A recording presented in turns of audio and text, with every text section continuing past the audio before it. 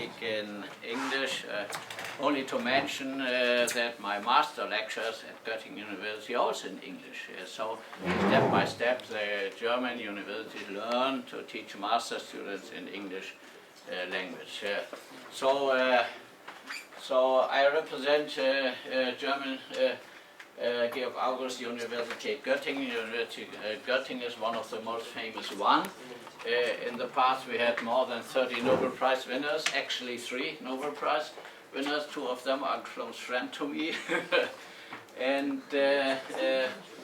so I have already looked at the pictures. This is Hilbert.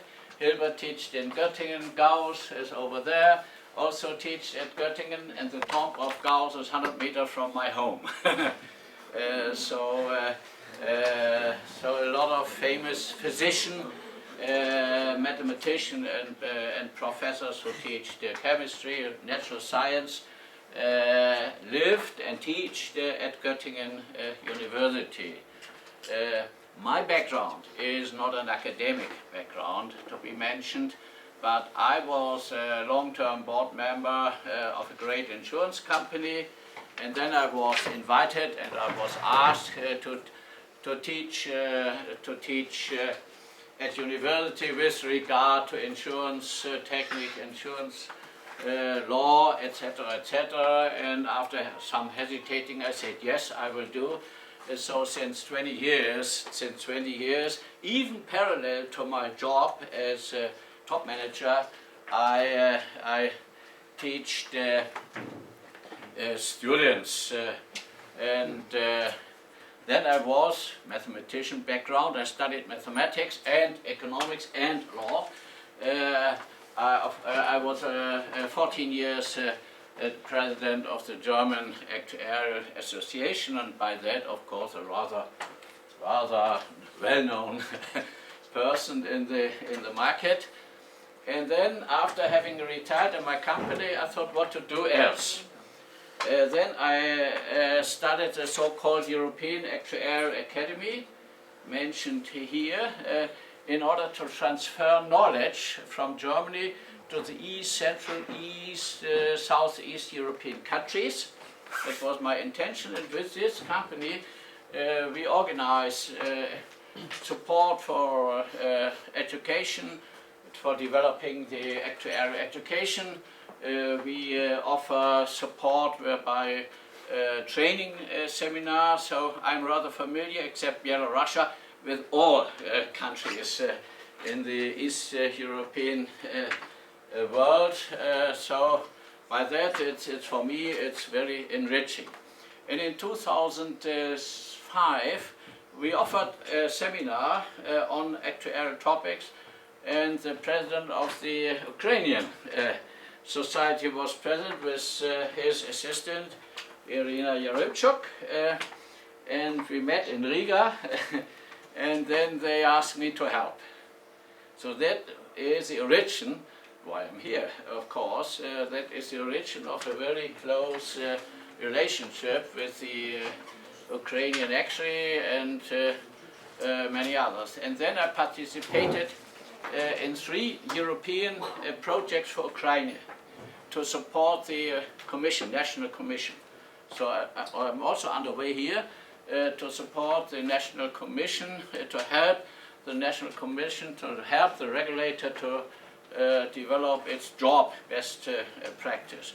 So, of course, Ukraine has become some kind of second home for me meanwhile, and I'm very thankful that you invited me. Thank you so much to give some insight in a more practical point. So, modeling non-life insurance. I thought I should present a case study from the beginning of statistics until risk management.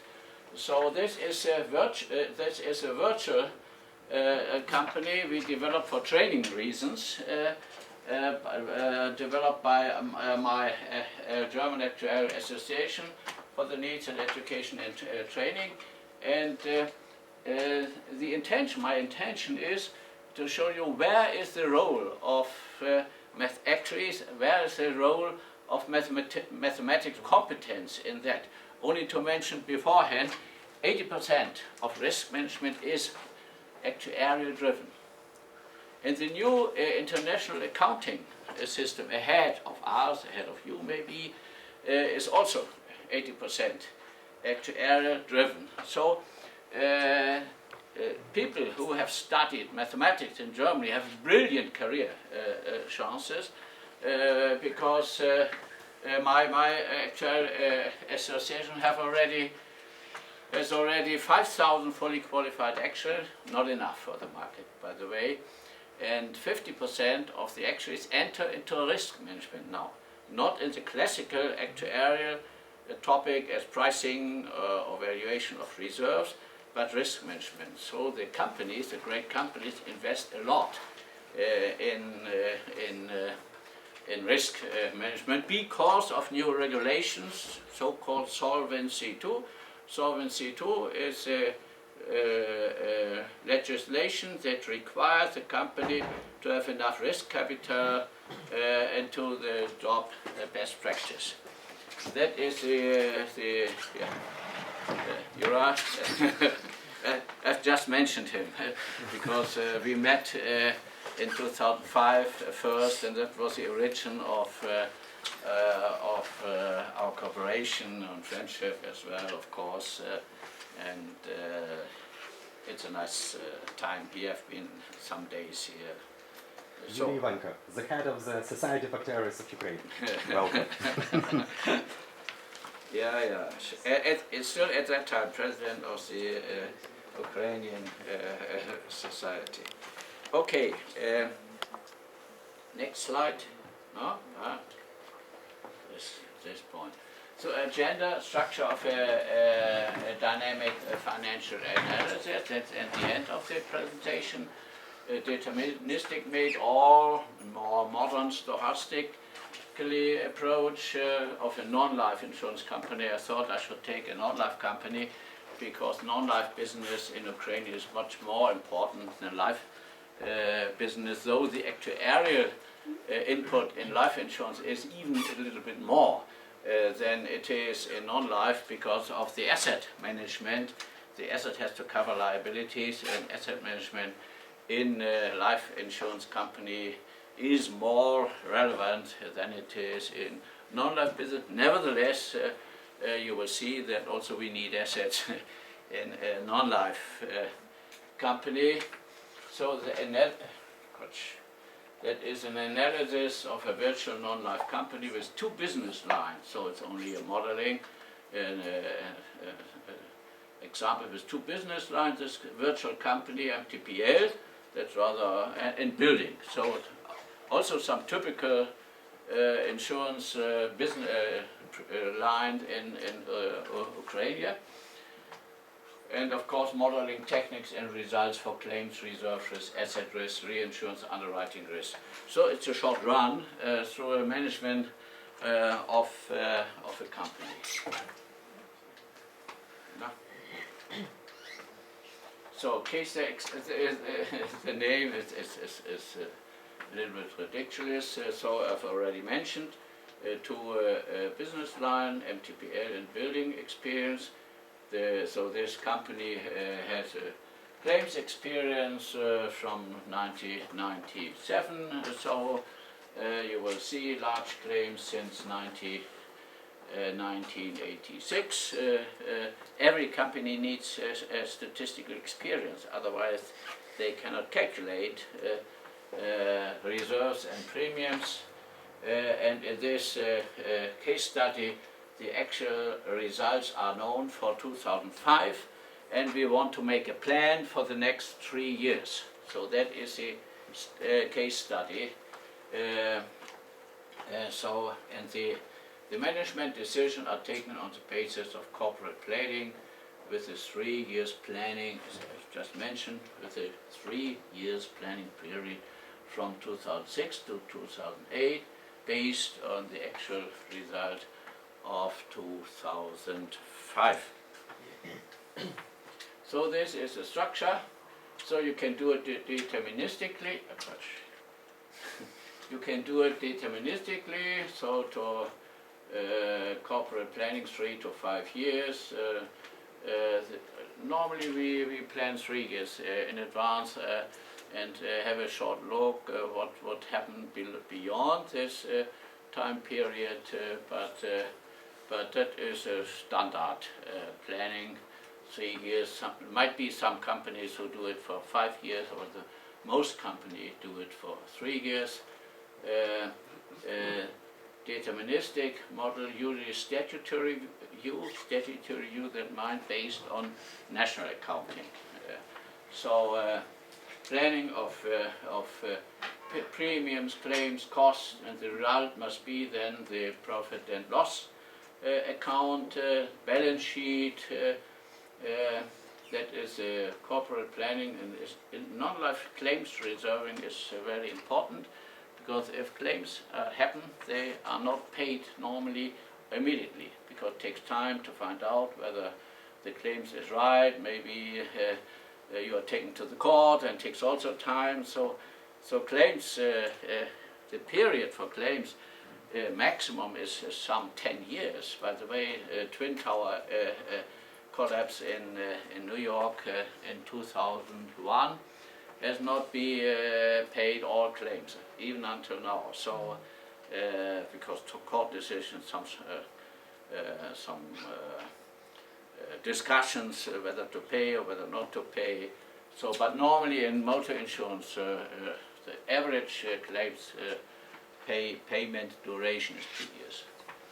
Okay, we will come back to that. And then the other point is stochastic modeling.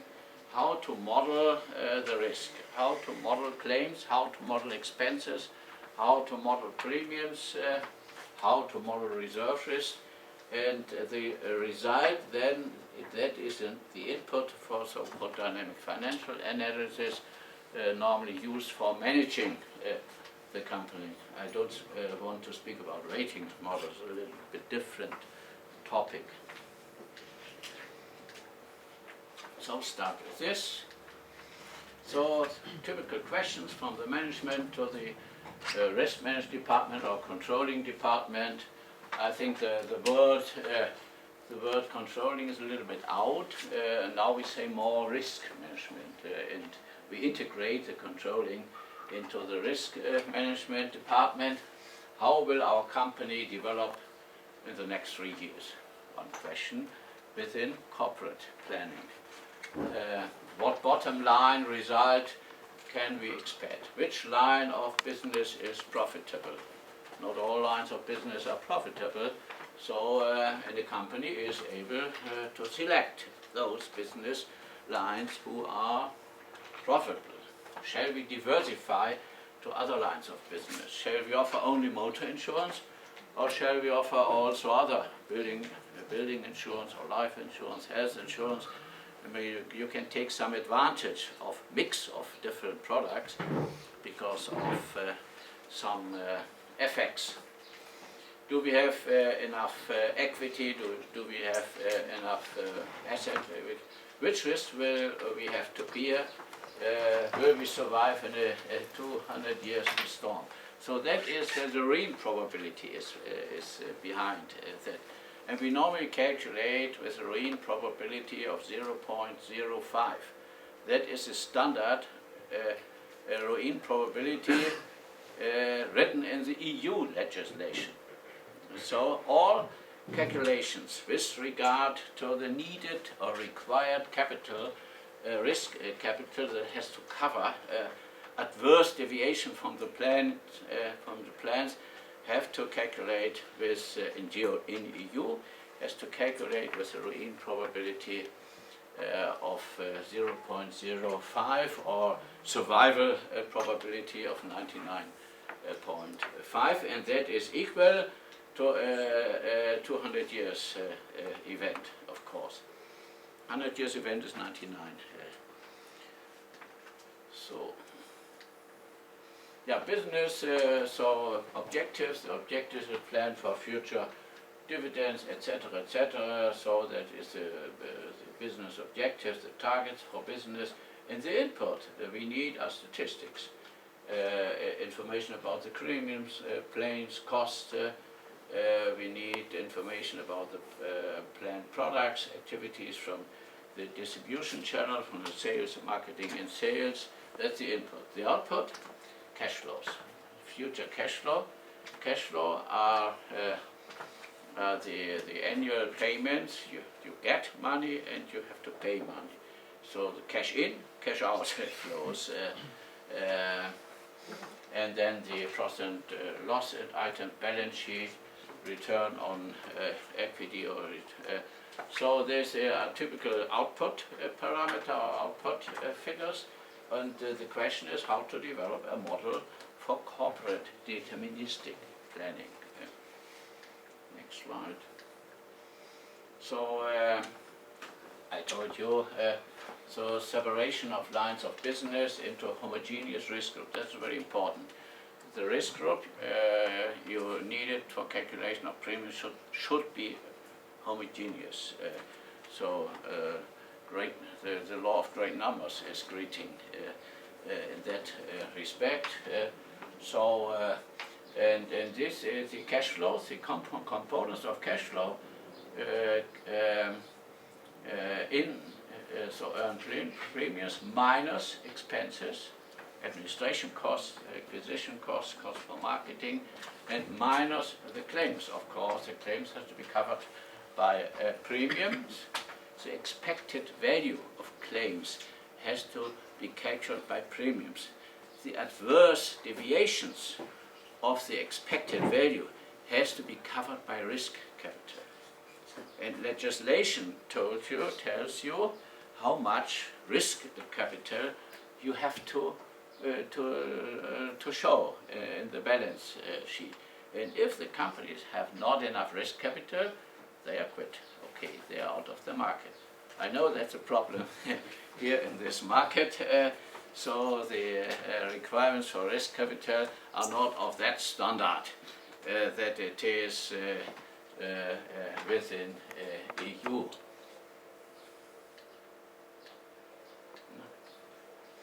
So historical development, so I told you the statistic is available in this virtual company from 1997 on, and this is the curve of the premiums, and this is the number of contracts, so the so-called exposure, that's the past development of exposure and in MTPL, in motor liability of this company.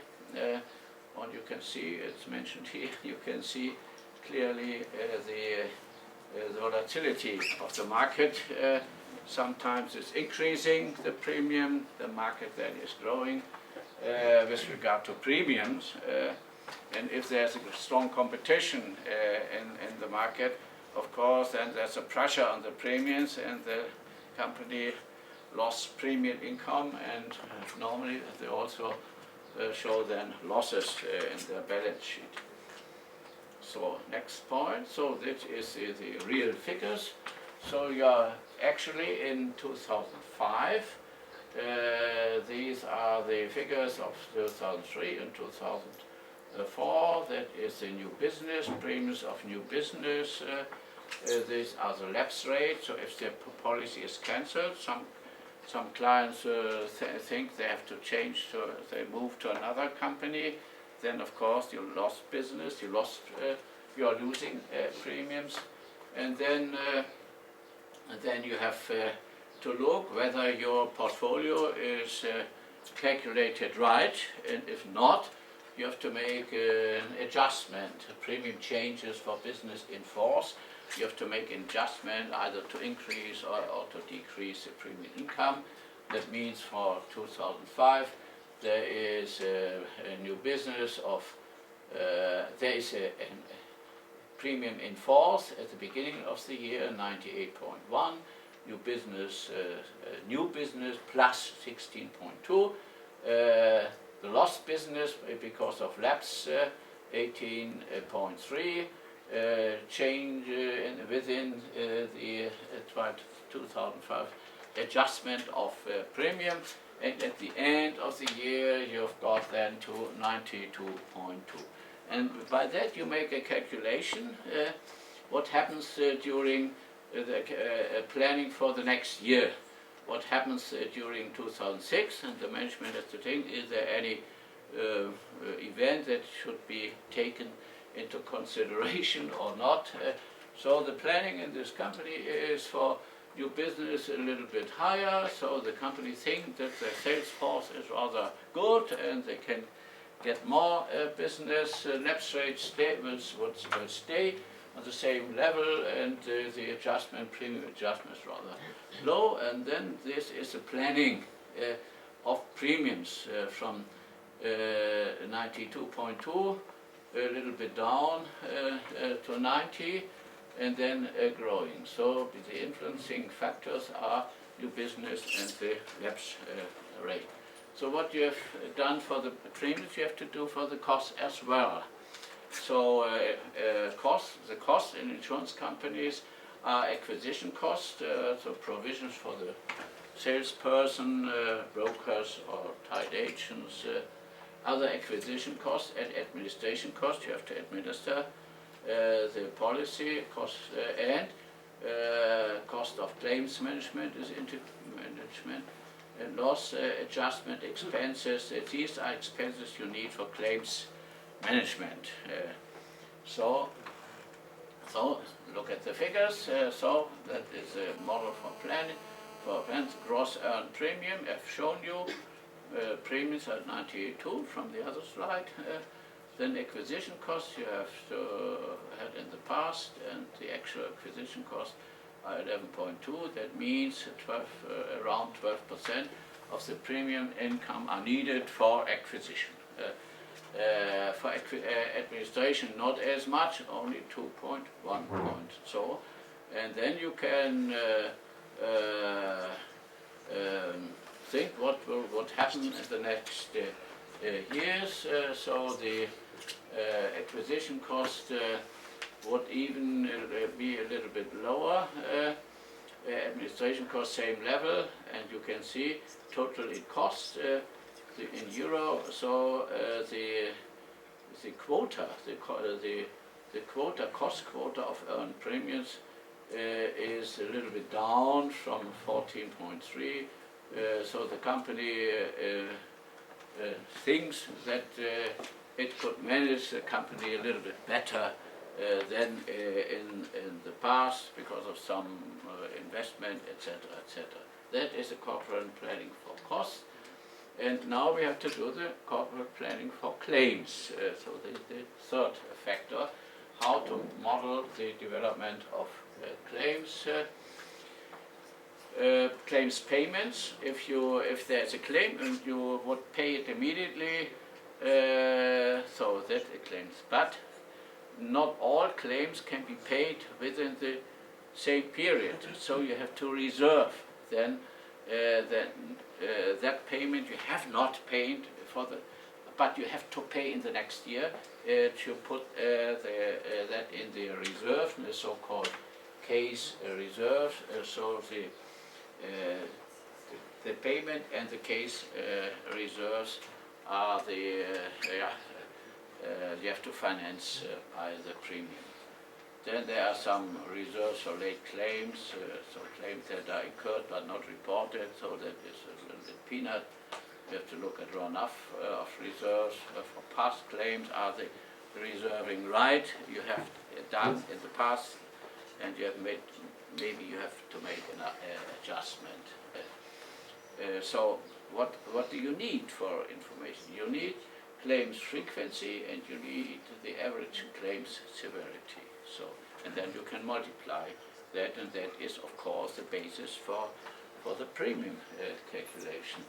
So look at this model for claims, the exposure, the number of contracts from the statistics. So, and that what you expect for the next 3 years. Number of claims, because if you have the number of claims and you have the number of contracts, you can derive from that the claims frequency, of course, and the 65.2 claims frequency, rather important figure, and you can derive from that claims the so-called loss ratio. I've shown with the cost ratio, and this is a loss ratio. So you need for 2005 90.6% of the premium for financing the claims. That's the so-called claims ratio. And then there are made some adjustments. So runoff gains, that means you have to reserve future claims, but maybe sometimes the risk is higher than you need it, then you make a profit. And sometimes the reserve is lower than you need it, then you make some loss. And in this part, so the resulted in some profit. It is very realistic. And then the last, if the adjustment were made, then finally you get this loss ratio of 85.1%. That is a rather good quality, by the way. It can be that there are loss ratios beyond 100%, of course. If the claims are higher than calculated, then automatically then you have a loss rate of more than 100%. But this is a loss rate of 84.5%. But the premium you have also to cover the expenses. If you have achieved a loss rate of 100%, how to finance the premiums then? So you have to finance by other resources, financial resources, than the premiums. And then there's a forecast of 84.5, and so the loss rates will increase in the future a little bit because of the premium level. So the written premiums are a little bit lower than before, so automatically the loss rate increase, and this is shown in this corporate planning with regard for the claims. So the parameter summary of the corporate planning process.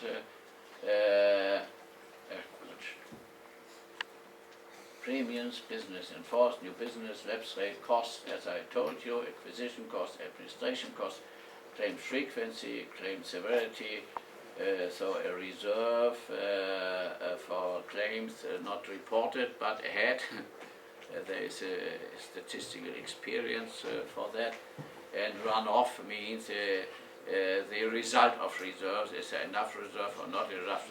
If the unwinding period is finished, then you find out whether you have reserved right or you have reserved a little more cautious, then you get profit. If you have reserved more aggressive, then you get losses. The link to actual data, you need data. The data are very, very important. And in the Ukrainian market, of course, you have a lack of data because the period is not enough. So we have data for 50 years in the past, so you have not that quality of data. That's one problem. So I told yesterday, on Friday, the commission, or on last Wednesday, the commission, they have to push the data quality. That's a very important point.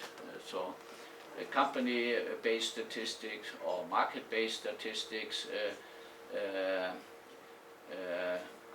etc., etc. Yeah. And then, of course, you have to consider that you cannot extrapolate the past automatically. You cannot always simply extrapolate the past, but have you add some expert judgment. Sales force activities, do we have enough sales force for new business? Have we taken relevant steps to improve cost? And you can expect a lower level of cost. Are there extraordinary effects in the market that has to be considered in the planning process? What are about the development of claims? There might be some inflation in the market. That's also a problem here, not in EU. We have inflation close to 0 or 1%.